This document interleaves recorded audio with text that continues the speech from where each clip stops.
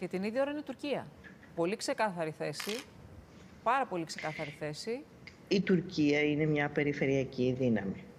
Εμείς βλέπουμε πάντα την Τουρκία μέσα από τα δικά μας φίλτρα.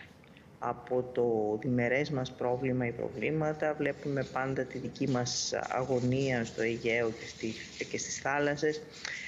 Ξεχνάμε ότι η Τουρκία είναι μια μεγάλη περιφερειακή δύναμη, έχει έναν μεγάλο γεωγραφικό και οικονομικό όγκο και μιλάει συνεχώς και παντού, διότι έχει και άλλους γείτονες. Εμείς είμαστε οι εκ των δυσμών γείτονές της.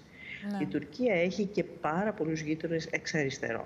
Αν συμπληρώσετε σε αυτό πάλι την προσωπική ιδέα του Προέδρου Ερντογάν, ο οποίος αισθάνεται περίπου ηγέτης των πιστών, αντιλαμβάνεστε ότι τα πράγματα γίνονται ακόμα πιο δύσκολα. Αλλά ποτέ μην ξεχνάμε ότι είναι άλλο το μέγεθος της Τουρκίας και είναι άλλες οι παραστάσεις της Τουρκίας.